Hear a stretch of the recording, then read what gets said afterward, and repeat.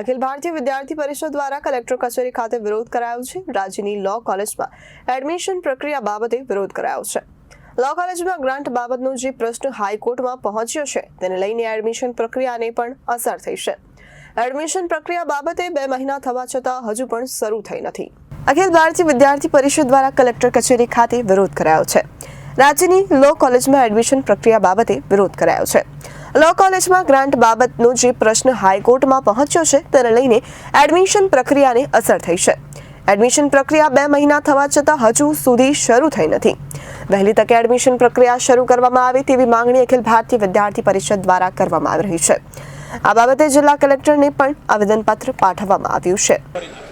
मनोज जैन, अखिल भारतीय विद्यार्थी परिषद गुजरात प्रांत मीडिया सहसंयोजकની જવાબદારી આજે કલેક્ટર કચેરી ખાતે જે પણ લો કોલેજીસના જે વિદ્યાર્થીઓ જે ફર્સ્ટ યરમાં એડમિશન લેવા માંગતા જે વિદ્યાર્થીઓ છે એ લોકો આજે ભેગા થયા છે અને વિદ્યાર્થી પરિષદ કલેક્ટરશ્રીને રજૂઆત કરી છે કે જે પણ લો કોલેજીસ છે આખા ગુજરાતભરની એમાં એડમિશન પ્રોસેસ ત્વરિત ધોરણે ચાલુ કરવામાં આવે અને જે હાઈકોર્ટમાં જે મેટર ચાલે છે એમાં રાજ્ય સરકાર અને બીસીઆઈ મળીને ફટાફટ ડિસિઝન લે। જે પણ ગ્રાન્ટનો પ્રશ્ન છે એની અંદર અને વિદ્યાર્થીઓનો જે 1 વર્ષ છે એ બચાવે, કેમ કે વિદ્યાર્થીનું 1 વર્ષ બગડશે તો એ ગુજરાત છોડીને બીજી જગ્યાએ પણ એડમિશન લઈ લેશે, એટલે રાજ્ય માટે પણ ખરાબ બાબત છે અને વિદ્યાર્થી જગત માટે પણ ખરાબ બાબત છે। એટલે અખિલ ભારતીય વિદ્યાર્થી પરિષદે રજૂઆત કરી છે અને જો ટૂંક સમયમાં આના ઉપર સોલ્યુશન નહીં આવે તો હજુ ઉગ્ર આંદોલન થશે અને એની સંપૂર્ણ જવાબદારી સરકારની રહેશે।